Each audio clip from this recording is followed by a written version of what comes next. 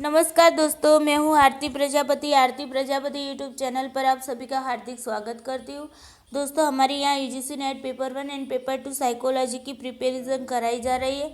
आज का हमारा जो यूनिट है वो हमारा पेपर 1 का है और यूनिट नंबर 8 है, जिसमें हम आईसीटी के बारे में पढ़ रहे थे। ओके, तो यहाँ पर आज मैं बात करने वाली हूँ कि आईसीटी का अगर मीनिंग क्या है, उसके रिलेटेड भी क्वेश्चन पूछे जाते हैं। जिस तरीके से आपको कथन दिए होते हैं और उसके नीचे एक तर्क दिया होता है और फिर उनमें से आपको बताना होता है कि ये जो तर्क है वो कथन की स्पष्टीकरण करता है या नहीं करता है। इस टाइप के आपको क्वेश्चन पूछे जाते हैं। ओके, तो चलिए देख लेते हैं कि आईसीटी का मीनिंग क्या है और आईसीटी के जो लाभ होते हैं वो लाभ क्या है और उसके नुकसान क्या है। ओके, चलिए टॉपिक पर जाने से पहले आप सब इस वीडियो को लाइक कर दीजिए, अपने दोस्तों को भी ये शेयर कर दीजिए, ताकि अभी फ़िलहाल एग्ज़ाम भी बहुत ही नज़दीक आने वाली है। तो आपका कोई दोस्त ऐसा है जिनको जो बुक्स वगैरह नहीं खरीद पा रहा है, अगर पैसे की दिक्कतें हैं, तो ऐसे टाइम में ये वीडियो भी उनके लिए बहुत ही यूज़फुल रहेगा। ओके, तो ये भी एक नेकी का ही काम है, तो आप अपने दोस्तों को भी इसे शेयर कर दीजिएगा। चलिए दोस्तों, चलते हैं टॉपिक की ओर। सबसे पहले देखते हैं मीनिंग ऑफ आईसीटी, यानी कि आईसीटी का मीनिंग क्या है। तो उससे पहले दोस्तों बता देना चाहती हूँ कि आईसीटी के पहले मैं आपको आईटी के बारे में कुछ बताना चाहती हूँ। आईटी का फुल फॉर्म है information technology. Information technology. Okay, ये आपको फुल फॉर्म ना आपको याद ही रखना है, क्योंकि आईसीटी में आपको यहाँ से ही क्वेश्चन आते हैं। तो फुल फॉर्म आपको सभी के याद रखने होंगे। अगर ऐसा हो तो आप एक नोट बना लीजिए। जब आप मेरे वीडियो देखते हैं तो उस टाइम आप भी एक नोट में ये सब ऐड करते रहिए, ताकि क्या है एंड टाइम पर आपको वो जो आपकी नोट बनाई हुई है उसे रीडिंग करने में दिक्कत ना हो। ओके, तो आईटी का फुल फॉर्म है इंफॉर्मेशन टेक्नोलॉजी। अब देखिए, आईटी का मतलब क्या होता है कि जहाँ पर आंकड़ों की जो प्राप्ति होती है, सूचना होती है, या फिर कोई भी परिवर्तन, आदान प्रदान के जो भी कार्य होते हैं ना, वो सारे के सारे कंप्यूटर के माध्यम से हम करते हैं, यानी कि टेक्नोलॉजी के माध्यम से, जिसका हम जो सूचनाओं का आदान प्रदान करते हैं उसे हम कहते हैं आईटी। ओके, जबकि यहाँ पर आईसीटी बताया गया है। तो आईसीटी का मतलब क्या होता है?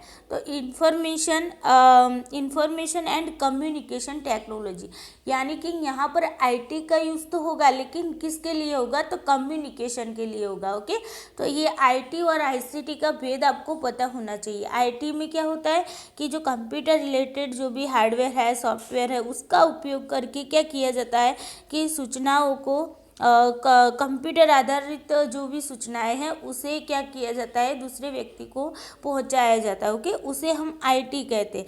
लेकिन आईसीटी किसे कहेंगे? जो कम्युनिकेशन करने के लिए हम जिसका उपयोग करते हैं उसे हम कहते हैं आईसीटी। आईसीटी में मान लीजिए कि आप कोई व्हाट्सएप के माध्यम से किसी को मैसेज भेज रहे हैं, तो वो भी क्या हो जाएगा? वो आपका आईसीटी में आएगा। ओके, और अगर मान लीजिए कि आप कंप्यूटर से किसी को मेल भेज रहे हैं, तो वो आपका आईटी का पार्ट होगा। मान लीजिए कि आप कंप्यूटर पर कोई भी कार्य कर रहे हैं, तो वो क्या होगा? आपका आईटी का पार्ट होगा।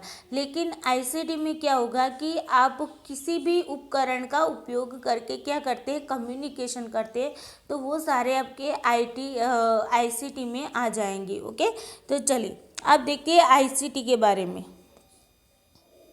तो आईसीटी का पहले तो फुल फॉर्म आपको याद होना चाहिए। आईसीटी का फुल फॉर्म है इंफॉर्मेशन एंड कम्युनिकेशन टेक्नोलॉजी। देखिए, ये जो वर्ड होते ना, वो वर्ड्स आपको अच्छे से याद रखने होते हैं, क्योंकि कभी कभी क्या होता है कि आपको इसी टाइप की 4 ऑप्शन दिए जाते हैं और उनमें कुछ नहीं, थोड़ा सा बदलाव किया जाता है। ओके, मान लीजिए यहाँ पर कम्युनिकेशन लिखा है, तो कम्युनिकेशन जिस तरीके से लिखा जाता है, तो उसमें एक आध जो अक्षर होते हैं उसे बदल दिया जाता है और फिर आपके सामने रख दिया जाता है। तब आप कंफ्यूज हो जाते हैं। अगर जिन लोगों को इंग्लिश नहीं आती, जो लोग हिंदी मीडियम से है, तो वो लोग कंफ्यूज हो जाते हैं कि यहाँ पर कौन सा वर्ड सही होगा, कम्युनिकेशन किस तरीके से लिखा जाता है, ये भी आपको यहाँ पर आना चाहिए। ओके, तो चलिए, आईसीटी का फुल फॉर्म है information and communication technology. Okay, अब देखिए, इसे हिंदी में अगर बोलना है तो सूचना और संचार प्रौद्योगिकी। ओके, आईसीटी उन प्रौद्योगिकियों को संदर्भित करता है जो दूर संचार के माध्यम से सूचना तक प्रदान करती है। यानी कि इसके माध्यम से क्या होता है कि जो भी हमारी जो कम्युनिकेशन होती है वो दूर दूर तक हम उसके साथ कम्युनिकेशन कर सकते हैं। किसी भी मान लीजिए आप यहाँ पर बैठे हैं और मैं आपको यहाँ पर पढ़ा रही हूँ, तो ये भी क्या है, ये आईसीटी का ही एक भाग है। आप अपने घर में हैं, मान लीजिए कुछ लोग हैं जो बिहार के हैं, कुछ लोग हैं झारखंड के हैं, कुछ लोग उत्तर प्रदेश के हैं, तो क्या वो लोग मुझे गुजरात यहाँ पर मिलने आ पाएगी? बिल्कुल भी नहीं आ पाएगी। या फिर मेरे पास गुजरात अगर टीचिंग तो लर्निंग तो करने वाले नहीं है ना, तो यहाँ पर वो अपनी जगह पर बैठकर मेरे से वो पढ़ाई कर रहे हैं, तो वो भी एक आईसीटी का एक पार्ट है। ओके, यह सूचना प्रौद्योगिकी आईटी के समान ही, देखिए ये आईटी के समान ही है, लेकिन मुख्य रूप से संचार प्रौद्योगिकी पर ये क्या होता है, केंद्रित होता है। मैंने अभी आपको बताया ना, आईटी और आईसीटी में बहुत ज़्यादा डिफरेंट नहीं है। डिफरेंट सिर्फ कितना होता है, कम्युनिकेशन का है। ओके, यानी कि जो कम्युनिकेशन होता है यहाँ पर आईसीटी में कम्युनिकेशन को पर भार दिया गया है। ओके, यानी कि यहाँ पर बल दिया गया है किस पर, कम्युनिकेशन पर। ओके, आईसीटी में शामिल है, देखिए इंटरनेट हो गया आपका, आईसीटी में आएगा। ओके, जिस इंटरनेट के माध्यम से आप कोई भी वीडियोस देख सकते हैं, या फिर अपना मेल किसी को भेज सकते हैं। ओके, या फिर व्हाट्सएप, सोशल मीडिया के जो भी माध्यम है उन माध्यमों से आप अपनी जो सूचना है, अपनी जो बातें हैं वो सामने वाले को अच्छे से बता सकते हैं। ओके, फिर वायरलेस नेटवर्क है, तो जिसका वायरलेस का मतलब क्या होगी, जहाँ पर वायर के बिना ही जो नेटवर्क है हम जो यूज़ कर रहे हैं अभी इंटरनेट, वो क्या है, वायरलेस नेटवर्क ही तो है ना। फिर सेलफोन हो गया आपका, ये सारे, और फिर अन्य जो भी संचार के माध्यम है वो सारे आपके किस में आएंगे, आईसीटी में आएंगे। ओके, चलिए उसके बाद देखते हैं आईसीटी के लाभ के बारे में देखते हैं। तो कितने आईसीटी का जो बेनिफिट मिलता है वो कितना मिलता है, क्या मिलता है, उसके बारे में थोड़ा सा देख लेते हैं। तो देखिए यहाँ पर रियल टाइम कम्युनिकेशन होता है। रियल टाइम कम्युनिकेशन का मतलब क्या होता है, मैं अभी आपको कुछ मैसेज करूँ, मान लीजिए कि टेलीग्राम में मैंने अभी कुछ क्वेटा डाला, आपने तुरंत ही उसे देख लिया और आपने तुरंत देख लिया और फीडबैक भी तुरंत दे दिया। तो ये जो तुरंत जो प्रोसेस होती है कम्युनिकेशन की, उसे हम कहते हैं रियल टाइम कम्युनिकेशन। ओके, जिसमें इंस्टेंट मैसेजिंग हो गए, फिर आपके वॉइस ओवर इंटरनेट प्रोटोकॉल। यहाँ पर देखिए VoIP का फुल फॉर्म भी पूछा जा सकता है, तो आपको ये VoIP क्या है, उसका फुल फॉर्म क्या है, वो आपको पता होना चाहिए। ओके, तो VoIP का मतलब होगा voice over internet protocol. Okay, ये याद रख लीजिएगा। वीडियो कॉन्फ्रेंसिंग हो गई आपकी, सोशल नेटवर्किंग वेबसाइट हो गई, जैसे कि मान लीजिए वीडियो कॉन्फ्रेंसिंग की बात की जाए तो आपने देखा होगा जो कोरोना महामारी है उसमें बहुत सारे जो सेमिनार वेबिनार हुए, तो वेबिनार में क्या हुआ कि वेबिनार में वीडियो कॉन्फ्रेंसिंग के द्वारा दो लोगों के बीच में क्या हुआ, कम्युनिकेशन हो पाया है ना।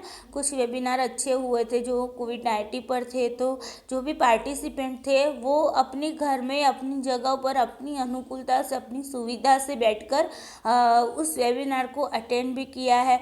फिर कई कुछ वर्कशॉप भी हुए जो ऑनलाइन के माध्यम से हुए, तो वर्कशॉप में भी इसी तरीके से वीडियो कॉन्फ्रेंसिंग के माध्यम से क्या किया गया, लोगों ने वर्कशॉप भी अटेंड किया। ओके, तो ये हो गया आपका वीडियो कॉन्फ्रेंसिंग। मान लीजिए कि आप व्हाट्सएप से किसी को वीडियो कॉल करते हैं, तो सामने वाले के साथ आपकी बातचीत अच्छे से हो पाती है, जैसे कि आप उनको प्रत्यक्ष मिल रहे हो, इस तरीके से आपको वहाँ पर वीडियो कॉन्फ्रेंसिंग से आप बात कर रहे हो। ओके, तो मान लीजिए कोविड-19 की जो सिचुएशन थी, तो उस सिचुएशन में क्या हुआ था कि कोरोना ग्रस्त जो लोग थे उन्हें आइसोलेशन में जो एडमिट किया गया था, तब उनको फ़ोन दिया गया था और अपने परिवार के लोगों के साथ उन्हें वीडियो कॉलिंग के माध्यम से वो बात कर सके थे। ओके, तब जाकर उनको भी हौसला मिलता था कि नहीं चलिए मेरा परिवार मेरे साथ है। अगर आप मान लीजिए कि ऐसी आईसीटी या आईटी ऐसा कुछ भी ना हुआ होता तो क्या हुआ होता, तो आप सोच लीजिए। तो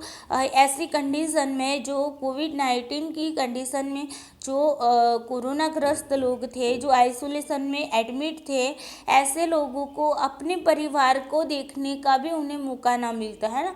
आप खुद सोचिए, 100 साल 200 साल पहले की बात की, 200 साल के पहले की नहीं, अभी आप कुछ टाइम के बात कीजिए तो हमारे जो भारत में थी 20 साल पहले की बात की जाए तो वहाँ पर क्या था, किसी के घर में फ़ोन वगैरह नहीं था, है ना, किसी के घर में बिजली भी नहीं थी।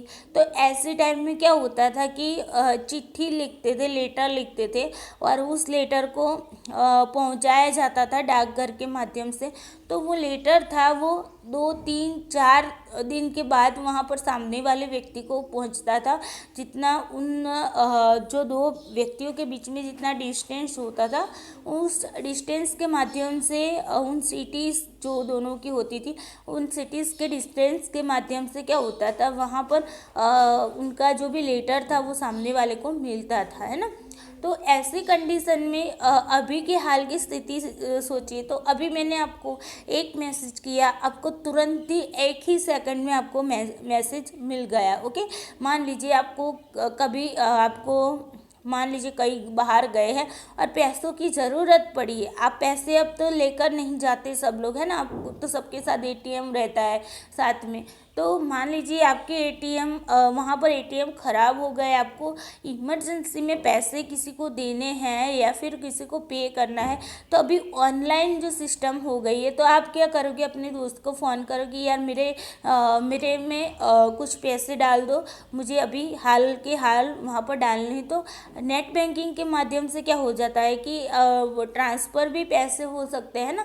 तो ये सारा किसके लिए किसकी वजह से, तो आईसीटी की वजह से। ओके, यहाँ पर आपका हो गया, देखिए सोशल नेटवर्किंग वेबसाइट में हो गया आपका जूम हो गया, गूगल मीट हो गया, व्हाट्सएप हो गया, फेसबुक हो गया, ट्विटर हो गया, एलिमेंट्स हो गया। ओके, इस सारे के सारे माध्यम से हम क्या करते हैं, वीडियो कॉन्फ्रेंसिंग के माध्यम से एक दूसरे से बातचीत कर सकते हैं। फिर बात करते हैं ग्लोबलाइजेशन की। तो ग्लोबलाइजेशन का मतलब क्या होता है कि वैश्विकीकरण। तो वैश्विकीकरण में भी देखिए यहाँ पर वीडियो कॉन्फ्रेंसिंग, फिर उड़ानों का जो खर्च होता था वो खर्च भी अब कम होने लगा। मान लीजिए कि हमारे देश के प्रधानमंत्री जी है और उनको दूसरे देश में जाना है और वहाँ पर कोई मान लीजिए शिखर सम्मेलन, जिस तरीके से आपने देखा था MDGs जो गोल बने, तब पृथ्वी शिखर सम्मेलन हुआ था, फिर आपका सार्क सम्मेलन है, ऐसे कोई भी सम्मेलन है जो विश्व स्तर के हैं और वहाँ पर अगर हमारे प्रधानमंत्री जी को वहाँ पर जाना है तो उन्हें फ्लाइट के माध्यम से जाना होगा, तो उसका खर्च होगा, फिर वहाँ पर उन्हें रहने की व्यवस्था भी करनी होगी, तो वहाँ पर रहने के लिए भी खर्च होगा, फिर वहाँ से उनको लौट कर आना है तो वहाँ पर उनको खाने पीने का सभी का वहाँ पर खर्च होगा। तो यहाँ पर क्या हो गया कि आईसीटी के माध्यम से अब हमारे ही देश में बैठकर हमारे प्रधानमंत्री दूसरे देश के जो भी प्रधानमंत्री है या फिर राष्ट्रपति है या फिर कोई भी व्यक्ति है, अगर उनको किसी के साथ कोई भी सम्मेलन में ऐड होना है तो वो अपने ही देश में बैठकर आराम से ऑनलाइन माध्यम से क्या कर सकते हैं, मीटिंग कर सकते हैं। ओके, तो यहाँ पर जो उड़ाने जो उनको जाने आने जाने का जो खर्च होता था, फिर वहाँ पर रहने का जो खर्च होता था, उसमें क्या हो गया, पैसे की बचत हो गई, है ना। फिर कुछ ही क्लिक के साथ दुनिया भर में अपना कारोबार भी कर सकते हैं। कुछ लोग ऐसे भी है कि जो लोग विदेश के साथ भी कारोबार करते हैं, जिस तरीके से मान लीजिए कुछ कंपनियां होती है, तो वो कंपनियां क्या होती है कि दो देशों के बीच में सप्लायर्स करती है अपने माल सामान का। ओके, तो अपना जो कारोबार करते तो वो एक ही क्लिक में वहाँ पर अभी ऑनलाइन सिस्टम हो गई, तो ऑनलाइन सिस्टम के माध्यम से भी वो क्या करते हैं, ट्रैकिंग के माध्यम से भी अपना सामान दूसरी जगह पहुंचा देता है ना। तो ये हो गया आपका आईसीटी के कारण। ओके, फिर कॉस्ट इफेक्टिवनेस। ओके, तो कॉस्ट इफेक्टिवनेस में क्या होगा, लागत प्रभावशीलता जिसे कहा जाता है। तो देखिए इसमें ईमेल भेजो तो फ्री में भेज सकते हो ना, तो यहाँ पर हमारा फ़ायदा तो हुआ, हमें एक भी रुपया नहीं देना पड़ रहा है। ओके, और तुरंत ही वहाँ पर सामने वाले को मेल मिल जाता है। फिर फ़ोन या कॉल की तुलना में ये सस्ता हो गया। देखिए पहले क्या था, हम जो फ़ोन करते थे या फिर फ़ोन करते थे तो वहाँ पर आपको रिचार्ज करना पड़ता था। अब तो जियो कंपनी ने भी बहुत सारा फ्री दे दिया है और उसकी कॉस्ट भी कम है। तो ये सारा आईसीटी के माध्यम से हो पाया है। ओके, तो जिसके कारण कि आप ईमेल कर दो, ईमेल तो फ्री में हो रहा है ना, तो वहाँ पर आपको कोई भी पैसे लगते नहीं हैं। तो यहाँ पर हमारा जो पैसे के मामले में जो है हमारा जो लागत है वो भी क्या होता है, उसमें प्रभावशीलता पाई जाती है। फिर अधिक से अधिक उपलब्धताएं, तो हमें अधिक से अधिक यहाँ पर क्या उपलब्धताएं मिल रही है, जिस तरीके स्वचालित व्यापार ग्राहकों को एक वेबसाइट या ध्वनि मेल 24/7 तक सेवाओं तक पहुंच प्रदान किया जाता है। यानी कि कोई भी टाइम आप अपनी सेवाओं का लाभ दे सकते हो। जिस तरीके से मान लीजिए कि आपको पैसे उठाने हैं तो एटीएम जो सुविधा है वो 24/7 की होती है ना। तो आप कभी भी जाए और आधी रात को अगर पैसों की ज़रूरत पड़ी, एटीएम में जाए, एटीएम डाले और पैसे निकाल के आ जाओ, है ना। तो ये तो बहुत ही अच्छा हुआ है ना। फिर जैसे कि कोरोना वायरस महामारी में उपलब्ध कराई गई सेवाएं, जो भी कोरोना महामारी में जो भी सेवाएं उपलब्ध कराई गई थी, तो वो भी क्या है, एक आईसीटी का तो पार्ट है। आपको अगर इन्फॉर्मेशन ही ना मिलती कि इस तरीके का कोरोना जैसा कोई महामारी आपके सामने आई है, तो फिर ये आप सोचिए कि ये कोरोना की जो महामारी वो कितनी फैली हुई होती। अगर ये आईसीटी के माध्यम ना होता, ना ही टीवी होती, ना ही न्यूज़ मीडिया होता, और फिर ना ही मान लीजिए आपके पास मोबाइल फ़ोन होता, ना ही आपके पास रेडियो होता, कि कुछ भी ऐसा कुछ भी साधन ना होता, उपकरण ना होता जिसके माध्यम से आप तक ऐसी सूचनाएं पहुंच पाए, तो क्या हाल हुआ होता हमारे देश का, है ना।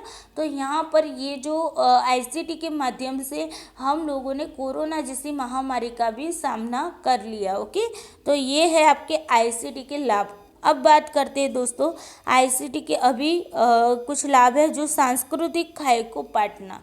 ओके, यानी कि जो कल्चरल है, तो कल्चर अभी के समय में क्या होता है कि जो कुछ ऐसी संस्कृतियाँ हैं, तो उन संस्कृतियों को लुप्त होते हुए हम देख रहे हैं। क्या देख रहे हैं? संस्कृतियों को हम लुप्त होते हुए देख रहे हैं। तो ऐसी संस्कृतियों को फिर से जिंदा करने के लिए, यानी कि जीवित करने के लिए, ऐसी संस्कृतियों को लोगों के सामने लाने के लिए, कि ताकि लोगों को भी पता चले कि ऐसी कोई संस्कृतियाँ है, इसका ये कल्चर है, लोग इस तरीके से रहते हैं, किस तरीके से खाते पीते हैं। तो ये सारी बातें अगर आपको जाननी होती थी, तो पहले क्या होता था कि आपको वहाँ जाना होता। मान लीजिए मेघालय है, मिज़ोरम है, मणिपुर है, तो वहाँ की जो कल्चर है, वहाँ का कल्चर बहुत ही अलग है। तो अगर मान लीजिए आपको वहाँ का कल्चर जानना है, तो क्या होता है, आपको वहाँ जाना पड़ता है। अभी क्या आप इतनी दूर जा पाओगे? मान लीजिए हमारा गुजरात है, तो यहाँ पर गुजरात है और यहाँ पर मणिपुर है, तो यहाँ पर डिस्टेंस कितना सारा है ना। तो मैं क्या यहाँ से यहाँ तक जा पाऊँगी वहाँ की कल्चर देखने के लिए? तो बिल्कुल भी नहीं जा पाऊंगी। तो अभी के समय में आईसीटी की मदद से क्या होता है, आपके सामने यूट्यूब है, आपके सामने मीडिया है, आपके सामने टीवी है, कुछ भी इंटरनेट है, तो इंटरनेट में सर्च करो और फिर आपको पूरा का पूरा कल्चर पता चल जाएगा। जैसे कि मान लीजिए कि पंजाब में जो लोहड़ी का त्यौहार मनाया जाता है, तो लोहड़ी क्या है वो भी हमें तो पता नहीं था, है ना। जब नेट पर सर्च किया तब जाकर पता चला कि लोहड़ी क्या है ना। तो ऐसे इसी तरीके से मान लीजिए कि राजस्थान में कुछ त्यौहार अच्छे होते हैं, तो वो किस तरीके से मनाए जाते हैं, तो वो हम इंटरनेट के माध्यम से तुरंत अब उसकी जानकारी प्राप्त कर सकते हो। ओके, तो इस तरीके से हर एक कल्चर के बारे में भी हमें आईसीटी की मदद से वहाँ से पता चल रहा है। जो संस्कृतियाँ लुप्त हो रही है, उन संस्कृतियों को फिर से जीवित करने का काम आईसीटी करती है। ओके, चलिए फिर बात आती है शिक्षा की। तो e learning system, interactive learning उत्पन्न हुई, जो पिछली पीढ़ियों के लिए उपलब्ध नहीं थी। पहले क्या था, ई लर्निंग नहीं था। अभी देखिए कोरोना की महामारी थी, फिर भी आपकी पढ़ाई जारी रही, है ना। कुछ आपको तो बहुत ही फ़ायदा हुआ। आप सोचिए कि आप जो ऑफलाइन क्लास लेते थे, वैसे तो ऑफलाइन अच्छा है, लेकिन अभी देखिए कोरोना की महामारी में जो ऑफलाइन क्लासेस होती थी, तो वहाँ पर आपको जाना पड़ता था, वहाँ पर आपको पैसे देने पड़ते थे, है ना। और फिर वहाँ पर जाकर आपको पढ़ाई करनी, उसकी जगह यहाँ पर क्या हो गया है, ऑनलाइन सिस्टम हो गया है, यानी कि आप लोगों को यूट्यूब के माध्यम से टीचिंग प्रोवाइड कराया जाने लगा है ना।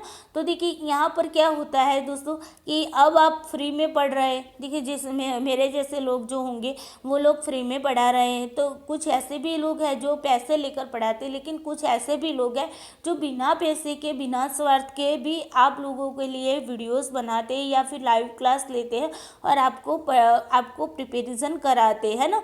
तो ये बात हो गई ऑनलाइन टीचिंग की। तो वहाँ पर आपको कितने बेनिफिट हो गए, आपका पैसा भी नहीं खर्च हो रहा है, आप घर बैठे अपनी सुविधा के अनुसार क्या कर रहे हैं, पढ़ाई कर रहे हैं। जिस तरीके से ऑफलाइन क्लास में क्या होता था कि आपको वहाँ पर जो टाइम होता था ऑफलाइन क्लास का, तो वहाँ पर आपको डेली जाना पड़ता था, लेकिन ऑनलाइन में क्या है, आप अपनी जॉब के साथ साथ आप ऑनलाइन क्लास अटेंड कर सकते हैं। और फिर अगर मान लीजिए कि लाइव क्लास है, अगर उस टाइम आपने वो क्लास अटेंड नहीं किया तो शाम को घर जाइए और आराम से आप उसे अटेंड कर सकते हैं ना। तो ये आपके लिए बेनिफिट रहेगा। उसी तरीके से अगर बात की जाए स्कूलों में, तो स्कूलों में भी इसी तरीके से स्टूडेंट के साथ क्या हुआ है, इस तरीके से लर्निंग कराया जाता है, टीचिंग कराया जाता है। ओके, चले फिर मानव संसाधन विकास मंत्रालय ने साक्षात नाम का एक वेब पोर्टल भी लॉन्च किया है। तो देखिए यहाँ पर आपको क्वेश्चन आ सकता है कि साक्षात क्या है, और साक्षात जो है पोर्टल है उसको लॉन्च किसने किया, तो उसको लॉन्च मानव संसाधन विकास मंत्रालय ने किया है। लेकिन अब मानव संसाधन विकास मंत्रालय का नाम बदल कर क्या किया गया है, शिक्षा मंत्रालय का किया गया है। ओके, मैंने कई बार कुछ वीडियो में भी इसके बारे में डिस्कस किया है कि मानव संसाधन विकास मंत्रालय है, उनका नाम बदलकर शिक्षा मंत्रालय किया हुआ है। ओके, और उन्होंने जो मानव संसाधन विकास मंत्रालय यानी कि शिक्षा मंत्रालय ने एक वेब पोर्टल लॉन्च किया है जिसका नाम है साक्षात। ओके, और जो क्या है साक्षात क्या है, जो education one stop education portal पर कार्य करता है, यानी कि ये एजुकेशनल वेब पोर्टल है और उसमें एजुकेशनल एजुकेशन के रिलेटेड यहाँ पर ये पोर्टल बनाया गया। ओके, इसके बारे में हम आगे अगले वीडियो में जो भी वीडियोस जिस तरीके से स्टेप बाय स्टेप हम चलेंगे वहाँ पर हम इसके बारे में भी जानेंगे। ओके, अभी फ़िलहाल हम बात करें आईसीटी के लाभ की। चलिए अब आते हैं आईसीटी के नुकसान के बारे में देख लेते हैं। तो देखिए यहाँ पर जो सुरक्षा गोपनीयता का अभाव होता है, आपको लगता है कि हमने इंटरनेट पर कुछ मान लीजिए कि आपने इंटरनेट पर कुछ भी सर्च किया, तो आपको लगा सर्च करने के बाद आपको लगता है कि ये तो मेरी जो भी डेटा है वो कहीं वायरल नहीं होने वाली है, या फिर आपको लगेगा कि मेरी प्राइवेसी यहाँ पर फिक्स कर दी गई है जिसकी वजह से ये प्राइवेसी नहीं हटेगी। ऐसा कुछ भी नहीं होता है दोस्तों। आप जो भी इंटरनेट पर अगर आपने ए भी लिख दिया ना, तो वो भी वहाँ पर डेटा उनके डेटा में सेव हो जाती है वो फाइल। ओके, और फिर जाकर आपकी जो गोपनीयता होती है वो प्राइवेसी वगैरह कुछ भी नहीं होती है, उन लोगों के पास ये सारे डेटा रहते ही है। ओके, गूगल के पास आपके सारे डेटा रहते हैं कि आपने किस टाइम पर कौन सी साइट खोली थी, कितने टाइम तक खुली रही वो साइट, आपने क्या क्या उसमें ढूंढा था, क्या क्या सर्च किया था। ओके, ये सारी डिटेल्स वहाँ पर गूगल में सेव होती है। ओके, जैसे हम मानते हैं कि नहीं कि ऐसा कुछ नहीं, लेकिन ऐसा है। ये जो हैकर्स होते हैं वो इसी तरीके से हैक करते होते हैं। ओके, तो यहाँ पर जो आईसीटी का एक समय देखा जाए तो उसका फ़ायदा भी है और उसका नुकसान भी है। जिस तरीके से मान लीजिए कि आपने कोई पेज खोला, तो वेब पेज खोलते हैं तो वहाँ पर आपको टर्म ऑफ कंडीशन पूछी जाती है। ओके, तो जैसे आप टर्म और कंडीशन में अप्लाई करते हैं और फिर कंटिन्यू करते हैं, तो क्या होता है कि वहाँ पर आपकी जो कोई भी व्यक्ति है, मान लीजिए 90% लोग ऐसे होंगे, तो वो कंडीशन जो टर्म ऑफ कंडीशन दी गई होती है उन कंडीशन को कुछ भी पढ़ते नहीं, ऐसे ही अप्लाई कर देते हैं या तो फिर अलाउ दे देते हैं और फिर कंटिन्यू कर देते हैं ना। तो वहाँ पर क्या होता है, वहाँ पर कुछ टर्म्स कंडीशन दी गई होती है जहाँ पर आपकी प्राइवेसी को वहाँ पर से हटाया गया होता है, लेकिन आप वहाँ पर ध्यान नहीं देते और फिर क्या होता है कि आपके जो डाटा होते हैं वो लोग सेव कर लेते हैं। ओके, ये बात हो गई आपकी गोपनीयता और सुरक्षा की, यहाँ पर अभाव होता है।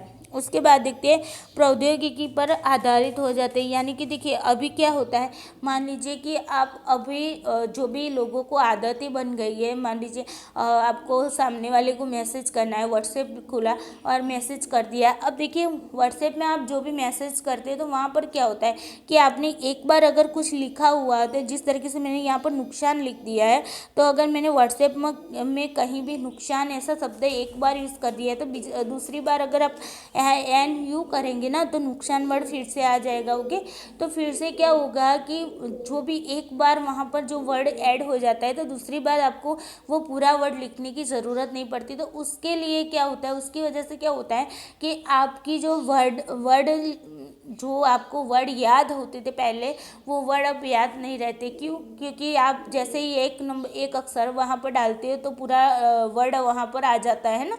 तो उसकी वजह से क्या होता है कि जो पढ़ाई और लिखने में जो याद आपको रहता था, उन आदतों में क्या हो जाती है, कमी हो जाती है। जैसे कि मान लीजिए कि पहले के टाइम में क्या हुआ था कि आप नंबर डायल करते थे, तो उस टाइम पर आपको नंबर याद हुआ रहता था, जिस तरीके से आपकी मम्मी का, आपके पापा का, या फिर आपके भाई का, या फिर मान लीजिए किसी भी संबंधी का जो अगर फ़ोन लगाना होता था तो आप उस नंबर को एक डायरी में लिखते थे, या तो फिर उसे आप याद करके रखते थे, तो आपको वो नंबर याद होता था। लेकिन अभी के फ़िलहाल समय में अगर देखा जाए तो अब क्या होता है, एक ही क्लिक में आप वहाँ पर कॉल कर सकते हो। ओके, तो वहाँ पर आपको नंबर जो होता है वो मोबाइल में सेव होता है, तो इसकी वजह से आपको नंबर फिर से लिखना नहीं पड़ता है। नाम लिख दो, सर्च में नाम लिख दो, नंबर आ जाता है, क्लिक कर दो और कॉल लगा लो, है ना। तो अभी के समय में अगर आपका खुद का भी नंबर आपको याद रखना होगा तो भी आप उसे याद नहीं रखते। क्यों? क्योंकि है ना, मोबाइल तो है, अब अपने नंबर की क्या ज़रूरत है कि सामने वाले का नंबर यहाँ पर सेव है, यहाँ पर क्लिक करो, हमारा नंबर सामने वाले को मिल जाने वाला है ना। तो इसी कारण ये क्या होता है, आपकी पढ़ाई लिखाई फिर आपका जो याद करने की जो भी आदतें थी, उन आदतों में भी ये असर करता है। फिर बात करते हैं बेरोजगारी की। तो देखिए प्रौद्योगिकी बहुत जल्द बदल जाती है। मान लीजिए आज कुछ नया आया तो कल कुछ नया आएगा, है ना। तो ये क्या होता है, मान लीजिए कि आपने किसी मोबाइल की शॉप खोल दी। ओके, क्या किया, मोबाइल की शॉप खोल दी। अब देखिए मोबाइल की शॉप खोल दी और आपने मोबाइल की शॉप खोली वीवो की। चलिए एक एग्जांपल ले लेते हैं, आपने वीवो मोबाइल की शॉप खोल दी। ओके, अब देखिए आपकी शॉप में सिर्फ और सिर्फ वीवो के मोबाइल आते थे। ओके, अब देखिए कुछ नया मॉडल आया, अब कुछ नई कंपनी आ गई, मान लीजिए बीच में आ गई ओप्पो वाले। तो ओप्पो वाले ने यहाँ पर पास में ओप्पो वालों ने अपनी दुकान बना ली। तब देखिए यहाँ पर ये जो पहले इसकी डिमांड रहती थी, अब इसकी डिमांड रहने वाली, तो आप क्या हो गए, बेरोजगार हो गए। या तो फिर आपको क्या करना होगा, ये वीवो के मोबाइल की जो शॉप है उसमें आपको ओप्पो के भी मोबाइल रखने होंगे, है ना। अलग अलग मोबाइल्स रखने होंगे। जैसे जैसे डिमांड बनती जाती है वैसे वैसे आपको नए नए मोबाइल्स वहाँ पर रखने होंगे। मान लीजिए आपने वीवो के 10 मोबाइल लाकर अपनी दुकान में रखे, ओप्पो के 10 लाकर रखे, लेकिन क्या होता है, हर एक क्षण में, हर एक दिन में, हर एक महीने में कुछ ना कुछ बदलाव आता रहता है। तो हर महीने पर मान लीजिए मोबाइल भी उसका मॉडल भी चेंज होता रहता है। तो आपने जो 10 वीवो के मोबाइल खरीदे, लेकिन वीवो वाले ने भी नया मॉडल जारी कर दिया महीने के बाद। अब देखिए महीने के बाद जो नया मॉडल आता है तो आपके पास 10 में से 5 मोबाइल बिके हैं और 5 मोबाइल अभी आपके पास बचे थे। लेकिन क्या करें, महीने के बाद तो नया मॉडल आ गया, तो लोग नए मॉडल को लेने आएंगे, तो वो 5 तो आपके ऐसे ही बचे रहे, है ना, वहाँ पर पड़े रहे, तो वो भी आपका नुकसान ही है ना, वो तो कोई लेने वाला नहीं क्योंकि नया मॉडल आ गया। तो ये देखिए हर रोज़ जो बदलती रहती डिमांड बदलती रहती है, जो कंपनियां जो भी अपनी प्रोडक्ट्स बदलती रहती है, तो उसके कारण क्या हो गई है, बेरोजगारी भी ज़्यादा बन गई। ओके, फिर देखिए आगे गलत और भ्रामक जानकारी भी आपको दी जाती है, जो वास्तविकता का कोई सत्यापन या प्रमाण नहीं होता है, वैसे भी आपको यहाँ पर क्या किया जाता है, आपको एडवर्टाइजमेंट दी जाती है। ओके, तो मान लीजिए कि आपको कोई ऐसे एडवर्टाइजमेंट दी गई कि मान लीजिए साड़ी की आपने कोई गूगल पर आपने सर्च किया और आपने ऑनलाइन कुछ मंगवाना है, मान लीजिए साड़ी मंगवानी है, तो साड़ी में आपने वहाँ पर चूज़ कर ली, ऑनलाइन आपने मंगवा ली, और फिर जाकर आपको पता चला कि जो साड़ी का जो कपड़ा था वो तो बिल्कुल ही हल्का है, जो पैसे आपने दिए उस पैसों के प्रमाण में क्या है, हल्का दिया था। तो ये क्या हो गया, गलत और भ्रामक जानकारी भी यहाँ से आपको मिल सकती है। जिस तरीके से फिर आप मान लीजिए कि कोई किसी के बारे में अगर कुछ कह भी देता है, गलत बात एक बता देता है, तो व्हाट्सएप में अगर किसी ने एक मैसेज ऐसा डाल दिया, तो उस अफवाहों के कारण क्या होगा, आपने किसी एक को भेजा, मान लीजिए मैं आप लोगों का बुरा करना चाहूँ और मैंने ऐसा कोई मैसेज डाल दिया, तो अब सामने वाले ने दूसरे को भेजा, दूसरे ने तीसरे को भेजा, तीसरे ने चौथे को, तो सबके माइंड में एक बात ये बन जाती है कि ऐसा होता है, ऐसा होता है, ऐसा, लेकिन वास्तव में कुछ नहीं होता है। ओके, जिन लोगों ने आपके साथ गलत करने के इरादे से आपको मैसेज किया था, वो मैसेज इतना सारा एक ही मिनट में पूरे देश में फैल जाता है। ओके, तो ये गलत और भ्रामक जानकारी भी आपको यहाँ से आईसीटी के माध्यम से मिल जाती है। फिर साइबर अपराध भी आपने देखे होंगे, जो साइबर क्राइम बनते हैं, तो वो भी आईसीटी के माध्यम से बनते हैं। ओके, जिस तरीके से मान लीजिए कि जो आपने देखा था कि अभी कौन सी वो गेम आई थी, जिस गेम पर अभी बैन लग गया था, मुझे याद नहीं आ रही है उस गेम का नाम, लेकिन उस गेम पर भी हम अभी बैन लग गया है ना। तो ऐसी बहुत सारी जो गेम्स होती है जो लोगों को क्या करती है, लोगों को गलत रास्ते पर ले जाती है, और उसके वजह से क्या होता है कि लोग ना गेम, जो बच्चे होते हैं, तो बच्चे गेम्स खेलने वाले ना, तो गेम जब बच्चे खेलते हैं तो उन पर बहुत ही गहरा प्रभाव पड़ता है, और उसके वजह से क्या होता है कि बच्चे गलत रास्ते पर चढ़ जाते हैं ना। तो ये भी एक प्रकार का साइबर क्राइम है। फिर मान लीजिए कि जो आपका हैक होता है, व्हाट्सएप हैक होता है, कभी कभी फेसबुक हैक होता है, तो ये जो सारा होता है वो हैकर्स के पास आपका डाटा होता है, इसी की वजह से वो लोग आपका क्या करते हैं, आपका अकाउंट होता है, आपके डाटा होते हैं, वो हैक कर लेते हैं। ओके, फिर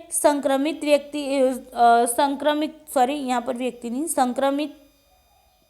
संक्रमित की बात की जाए, वायरस की बात की जाए, तो देखिए वायरस हो गया, उसमें वर्म हो गया, ट्रोजन हो गया, मेलवेयर हो गया, स्पैम हो गया, फिर फिशिंग हो गया, आपका डाटा फाइल्स वगैरह को क्या करते हैं, वायरस यानी कि संक्रमित कर लेते हैं। देखिए किस तरीके से, तो आप ना अपने कंप्यूटर में थोड़ा सा लोड हो जाता है, तो आप क्या करते हैं, एंटीवायरस डलवाते हैं ना। तो जब एंटीवायरस आप डलवाते हैं तो वहाँ पर क्या होता है कि जैसे एंटीवायरस वाले भी बहुत ही होशियार होते हैं, वो लोग ना आपके डाटा को वहाँ से हैक करते हैं, आपको भी नहीं पता होता।